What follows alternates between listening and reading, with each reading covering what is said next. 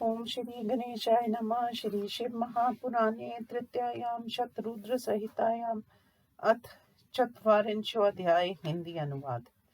नंदीश्वर ने कहा, हे सर्वज्ञ सनत कुमार, भक्तों के प्रेम से सुनी हुई दृढ़ता से निष्कंठ भगवान शिव जी की लीला को सुनिए। अपने बाण को लेने के लिए शिव जी ने अपने सेवक को भेजा और अपना बाण लेने के लिए अर्जुन भी उसी समय वहां आया। एक ही साथ बाण को लेने के लिए शिव जी का गण और अर्जुन पहुंचे। अर्जुन ने उसे झिड़क कर अपना बाण ले लिया। गण ने वहां उससे कहा, हे मुनिवर, ये बाण हमारा है, इसे छोड़िए। भील के गण द्वारा मुनि से ऐसा कहने पर अर्जुन ने शिव जी का स्मरण कर उससे अर्जुन ने कहा, बिना समझे, अरे मूर्ख वनेचर, तुम क्या कह रहे हो? ये बाण मैंने छोड़ा था, तुम्हारा कैसे हो गया? इस बाण के रेखांकित पिच्छों पर मेरा नाम लिखा है, ये तेरा कैसे हो सकता है?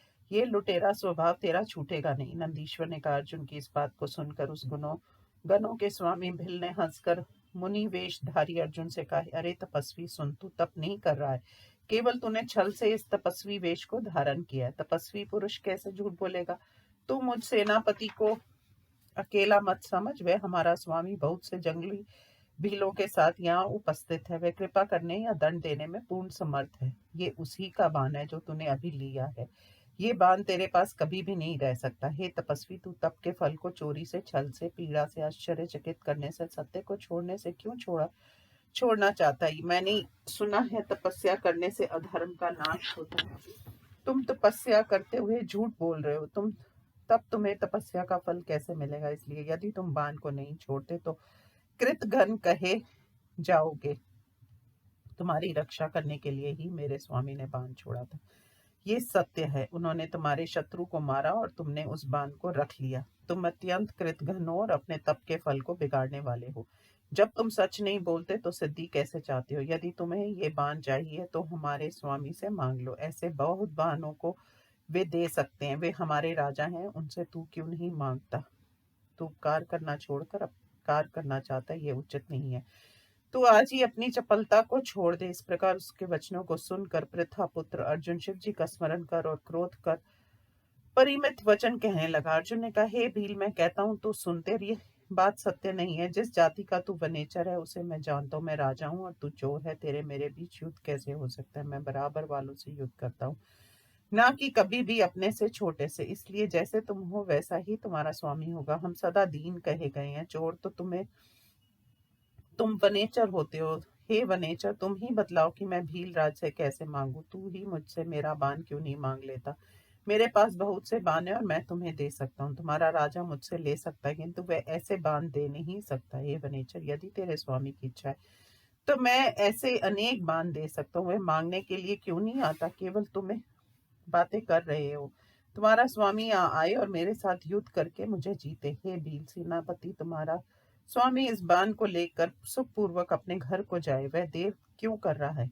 नंदीश्वर ने कहा। महेश्वर की कृपा से प्राप्त बल वाले अर्जुन की इन बातों को सुनकर भील इस प्रकार कहने लगा। भील ने कहा, तुम मूर्ख हो, कोई सर्वज्ञ ऋषि नहीं हो। तुम्हें क्यों मरना चाह रहे हो?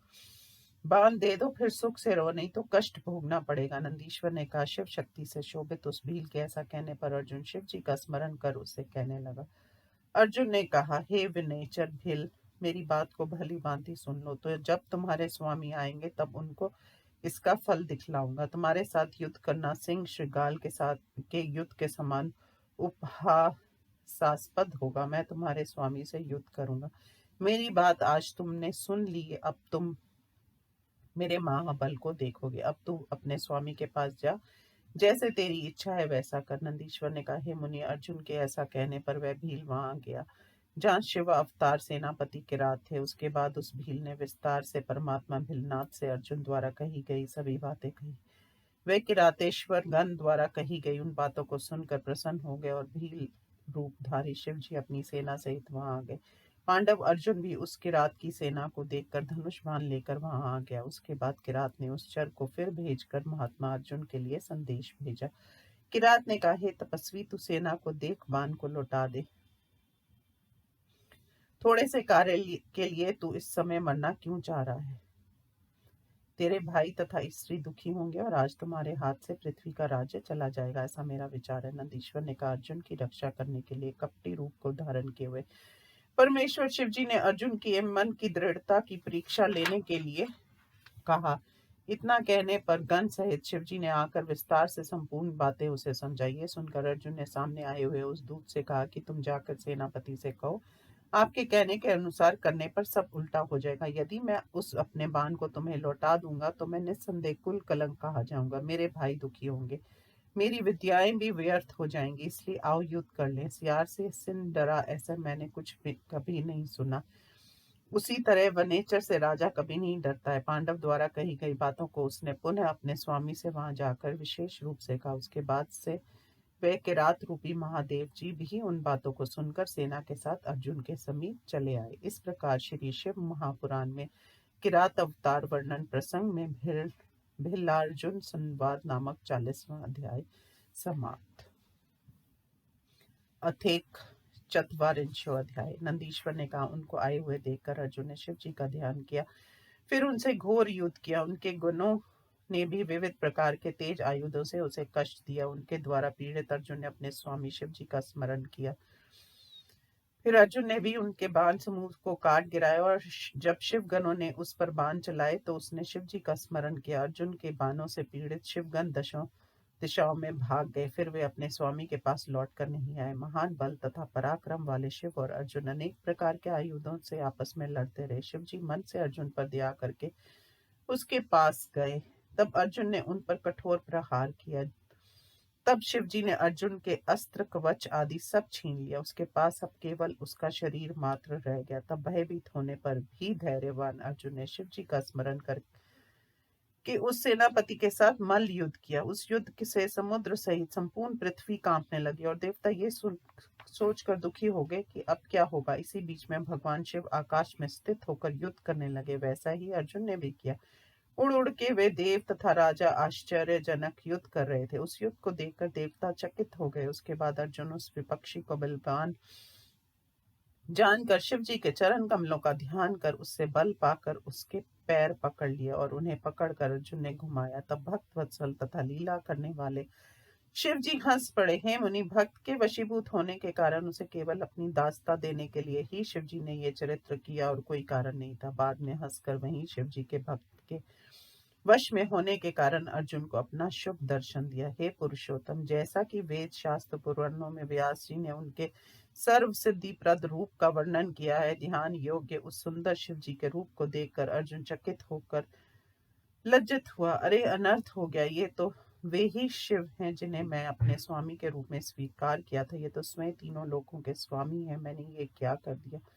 भगवान की माया बड़ी बलवान है, जो माया वानों को भी मोहित कर देती है। अपने रूप को छिपाकर प्रभु ने ये क्या किया, मुझे छल कर दिया। मैंने से ऐसा विचार कर हाथ जोड़कर सिर झुकाकर प्रेम से प्रभु को प्रणाम कर दुखी होकर अर्जुन ने कहा, हे देव महादेव दयालु सर्वेश शिव जी, आप मेरी अपराध को क्षमा कीजिए। आपने अपना रूप छिपाकर मुझे छल कर ये क्या किया है। हे प्रभु, आपके साथ युद्ध करने वाले मुझे धिक्कार है। नंदीश्वर ने कहा। इस प्रकार वह पांडव पर पश्चाताप करता हुआ शीघ्र ही महाप्रभु शंकर के चरणों पर गिर पड़ा। उसके बाद प्रसन्नचित्त होकर भक्त वत्सल शिव जी ने उस अर्जुन को अनेक प्रकार से आश्वस्त करके उससे कहा। शिव जी ने कहा, हे अर्जुन, तुम दुख मत करो, तुम मेरे विशेष भक्त हो। मैंने तुम्हारी परीक्षा लेने के लिए किया। अंत शोक छोड़ा। नंदीश्वर ने कहा। ऐसा कहकर शिव जी ने अर्जुन को अपने हाथों से उठाकर अपने गणों द्वारा स्वामी के गुणों का वर्णन करके उसे लज्जा मुक्त कराया। वीर पांडव अर्जुन से भक्त वत्सल शिव जी ने उसे प्रसन्न कराते हुए शिव जी ने कहा, हे अर्जुन, पांडव श्रेष्ठ, युद्ध में जो तुमने बाण प्रहार तथा ताड़न किया उसे मैंने तुम्हारे द्वारा किया गया अपना पूजन माना। मैं तुमसे प्रसन्न हूँ, तुम वर मांगो। ये सब मैंने अपनी इच्छा से किया है, इसमें तुम्हारा अपराध नहीं है। मेरे पास कोई वस्तु तुम्हें अदेय नहीं है। अंत जो तुम चाहो मांगो। तुम्हारे शत्रुओं में तुम्हारा यश तथा राज्य को स्थिर करने के लिए मैंने ये शुभ कार्य किया। अब तुम दुखी मत हो और व्याकुलता को भी छोड़ो। नंदीश्वर ने कहा। जब भगवान शिव जी ने अर्जुन से ऐसा कहा तब अर्जुन सावधान होकर शिव जी से कहने लगे। अर्जुन ने कहा, हे प्रभु सदाशिव देव, आप दयालु हैं, भक्त प्रिय, आपकी इच्छाओं का वर्णन कैसे किया जा सकता है। इतना कहकर वे पांडव महाप्रभु शिव जी की भक्ति करने लगा और अर्जुन ने वेद विहित स्तुति की। हे देव कैलाशवासी सदाशिव, पंचवक्त्र आपको नमस्कार है। कपर्दी त्रिनेत्र प्रसन्न रूप सहस्रवदन आपको नमस्कार है। नीलकंठ सद्योजात वृषध्वज गिरजापति आपको नमस्कार है। 10 भुजा वाले परमात्मा डमरू हस्त कपाल हस्त मुंड मालिन तुम्हें नमस्कार है। शुद्ध स्फटिक के सदृश शुद्ध कर्पूर के समान शरीर वाले पिनाक तथा त्रिशूलधारी आपको नमस्कार है। बाघंबर ओढ़े हुए गज चर्म धारण किए हुए सर्प तथा गंगा को धारण करने वाले आपको नमस्कार है। सुंदर चरण लाल चरण वाले नंदी आदि गणों द्वारा सेवित गुणों के स्वामी आपको नमस्कार है।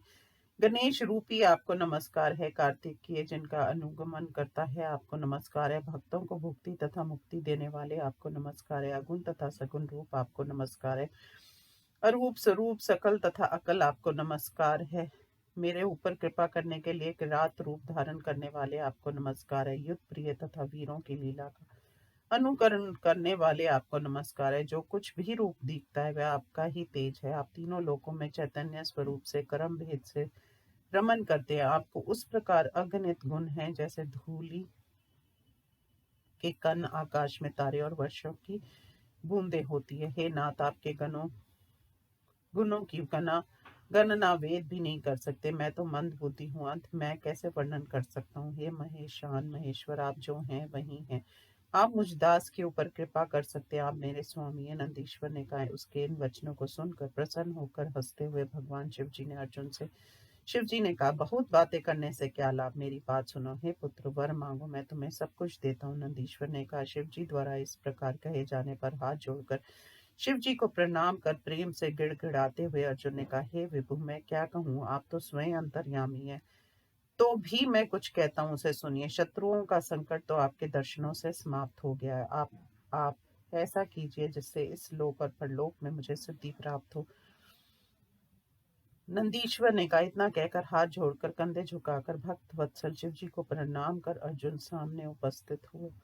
शिव जी भी पांडव अर्जुन को अपना भक्त जानकर अत्यंत प्रसन्न हुए और उसे अपना अजय पाशुपत अस्त्र दे दिया और ये कहने लगे। शिव जी ने कहा, मैंने अपना महान अस्त्र तुम्हें दे दिया, अब तुम्हें कोई जीत नहीं सकेगा। अब तुम शत्रुओं पर विजय पा जाओगे और मैं श्री कृष्ण से भी कहूंगा, वे तुम्हारी सहायता करेंगे। वे भी मेरी ही आत्मा है और मेरे भक्त हैं। अंत वे तुम्हारा कार्य करेंगे। हे भारत, मेरे प्रभाव से तुम भाइयों के साथ सदा धर्म का पालन करते हुए निष्कंटक राज्य करो। नंदीश्वर ने कहा। इतना कहकर अपना हाथ उसके सिर पर रखकर अर्जुन द्वारा पूजित शिव जी वहीं अंतर ध्यान हो गए। उसके बाद वर तथा दिव्य अस्त्र को पाकर प्रसन्नचित अर्जुन गुरु शिव जी का स्मरण करते हुए अपने घर गया। वे सब भाई अर्जुन से मिलकर उस प्रकार प्रसन्न हुए जैसे शरीर में पुनः प्राण आ गया हो और पतिव्रता द्रौपदी भी सुखी हुई। वे सभी पांडव शिव जी को परम प्रसन्न हुआ जानकर प्रसन्न हुए और उस समाचार को सुनकर तृप्त नहीं हुए। उन पांडवों के आश्रम में भावी शुभ सूचक चंदन के साथ फूलों की वर्षा हुई। प्रसन्न होकर शिव जी को प्रणाम कर उन्हें धन्यवाद दिया और वनवास की अवधि को समाप्त हुआ जानकर मन में विजय की आशा की। इसी बीच में श्री कृष्ण ने अर्जुन आ गया ऐसा सुना और वे मिलने के लिए आए। सब समाचार सुनकर वे सुखी हुए। इसलिए मैंने कहा कि शिव जी सबके दुखों का नाश करते हैं। अंत उनकी सेवा मैं भी करता हूँ, आप लोग भी कीजिए। इस प्रकार शिव जी की किरात अवतार का वर्णन मैंने कर दिया है। इसे सुनकर या सुनाकर संपूर्ण इच्छाओं को मनुष्य प्राप्त कर लेता है। इस प्रकार शिव जी के अवतार पूर्ण हुए। इस प्रकार श्री शिव महापुराण में किरातेश्वतार वर्णन नामक 41वां अध्याय समाप्त। ओम नमः शिवाय।